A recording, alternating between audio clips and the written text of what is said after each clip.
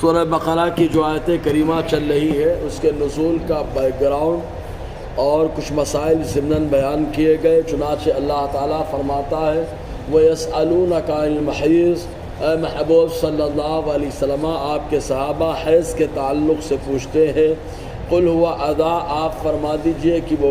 گندگی ہے، فَاعْتَزِلُوا النِّسَاءَ فِي الْمَحِيضِ، تو حیض کے دنوں میں عورتوں سے دور رہیں۔ تو یہ معاملہ سامنے آیا کہ دور رہیں، تو اب ایسی صورت میں بالکل دور ہو جائیں گے، کپڑے کم ہے، سردی کا معاملہ رہتا ہے، تو ایسی صورت میں بستر کا استعمال تکلیف زیادہ ہو جائے گی۔ تب اللہ تعالیٰ نے ارشاد فرمایا وَلَا تَقْرَبُوهُنَّ حَتَّى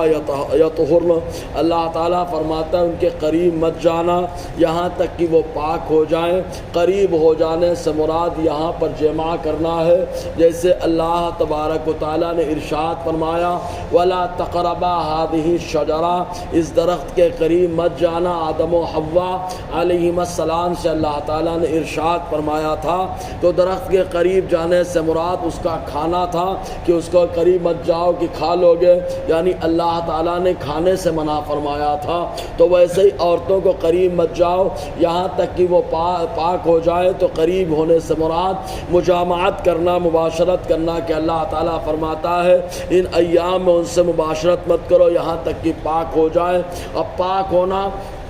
چونکہ اس کے اقل مقدار حیض کی جو بتائی جاتی ہے حدیث کی روشنی میں وہ 3 دن ہے اور زیادہ سے زیادہ 10 دن ہے۔ پھر اس کے علاوہ عورتوں کی جو عادتیں ہوں ان عادتوں کے اعتبار سے اس کا حکم ہوتا ہے۔ تو اللہ تعالیٰ فرماتا ہے وَإِذَا تَطَهَّرْنَ فَأْتُوهُنَّ مِنْ حَيْثُ أَمَرَكُمُ اللَّهُ، تو جب عورتیں پاک ہو جائیں تم ان کے پاس جاؤ اس حیثیت سے جہاں سے اللہ تعالیٰ نے تمہیں حکم عطا فرمایا۔ اب اللہ تبارک و تعالیٰ نے ایک راستہ صرف نکاح کے ذریعے سے اس کو اللہ تبارک و تعالیٰ نے حلال ٹھہرایا، تو اسی راستے سے جانے کی اجازت ہے۔ اب طریقہ کوئی بھی اختیار کیا جائے تو اللہ تعالیٰ فرماتا ہے جہاں سے اللہ نے حکم دیا تو خالی ملاقات ہی کا حکم اللہ نے نہیں دیا، ملاقات کے ذریعے سے نیت بھی کیا ہو کہ ہم ملاقات کر لیں گے، دماغ کو سکون ملے گا تاکہ عبادت دلجوئی کے ساتھ ہو سکے، دل کو سکون ملے گا تاکہ عبادت دلجوئی کے ساتھ ہو سکے۔ اس لیے کہ اللہ تبارک و تعالیٰ نے تخلیق نسواں کے بارے میں جو پہلا مقصد بیان فرمایا وہ یہی کہ یہ مردوں کے سکون کا ذریعہ ہے، ان کی ملاقات سے آدمی کو خوشی محسوس ہوتی ہے۔ تو اللہ تعالیٰ فرماتا ہے جہاں سے اللہ نے حکم دیا وہاں سے قریب جائیں، اور اگر خطا ہو جائے حیض کے ایام میں تو آدمی اگر مباشرت کر بیٹھے دھوکہ ہو جائے اس کو احساس نہ ہو، تب ایسی صورت میں اللہ تعالیٰ فرماتا ہے ان اللہ یحب التوابین ویحب المتطہرین، بے شک اللہ تعالیٰ توبہ کرنے والوں کو پسند کرتا ہے اور پاک رہنے والوں کو پسند کرتا ہے۔ خطا ہو جائے تو ایسی صورت میں صدقہ کریں، جیسا کہ حضور نے فرمایا 1 دینار صدقہ کرے یا آدھا دینار صدقہ کرے اور خوب توبہ استغفار کرے کہ اللہ تبارک و تعالیٰ توبہ قبول کرنے والا اور پاکیزگی اختیار کرنے والوں کو پسند کرتا ہے۔ اب وہ چاہے پاکیزگی کپڑوں کی ہو یا بدن کی ہو یا اخلاق کی ہو یا دل کی ہو، چاہے جس انداز کی پاکیزگی ہو، اللہ تبارک و تعالیٰ پاکیزگی کو پسند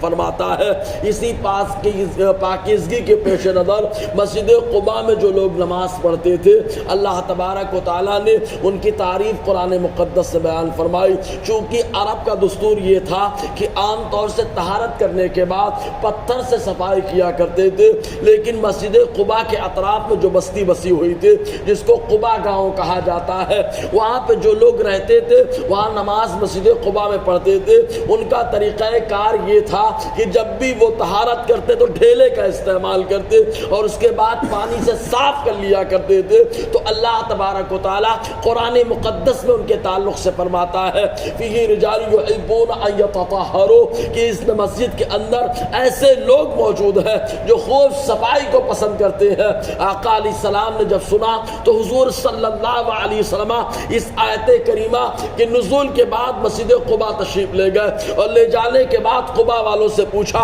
یہ بتاؤ تم لوگ کس انداز میں طہارت کرتے ہو؟ ان لوگوں نے کہا اللہ کے حبیب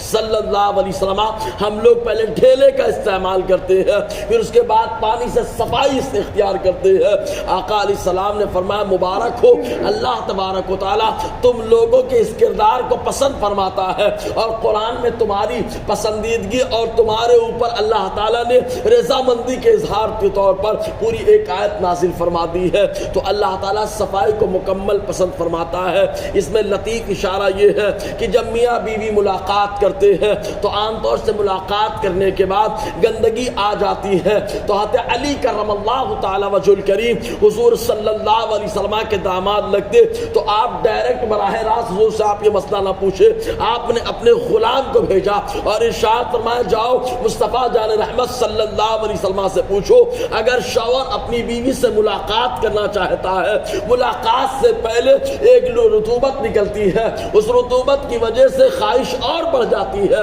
اس کو جو ہے مزی کہا جاتا ہے، اگر کسی کی مزی نکل جائے تو وہ کیا کرے؟ آقا علیہ السلام سے مسئلہ پوچھا گیا، حضور نے ارشاد فرمایا اتنے حصے کو دھو لے اور اس کے بعد وضو کر لے، ناپاک نہ ہوگا۔ ہاں البتہ اگر بیوی سے ملاقات کر لیا اور وہ مادہ جس کو خواہش مکمل ہونے کے بعد نکل جاتا ہے، جس کو مادہ منویہ کہا جاتا ہے، اور آدمی دوبارہ بستر میں جانا چاہتا ہے، تو حضور صلی اللہ علیہ وسلم کی سنت کریمہ یہ بتاتی ہے کہ عضو مخصوص کو دھویا جائے اور اس کے بعد آرام کرنے کے لیے جایا جائے، حتیٰ کہ کچھ روایتوں سے وضو کا ذہن بھی ملتا ہے۔ اسی لیے فقہاء نے فرمایا ناپاک آدمی سونا چاہتا ہے، کھانا کھانا چاہتا ہے، پانی پینا چاہتا ہے تو وضو کر لے۔ تو اسی کی طرف لطیف اشارہ کتنا زبردست دیا گیا، وہ یحب المتطہرین، اللہ تعالیٰ پاکیزگی اختیار کرنے والوں کو پسند فرماتا ہے، جو یہ انداز رکھے تو اللہ تعالیٰ کو پسند ہے۔ انشاءاللہ اور آگے گفتگو رہے گی۔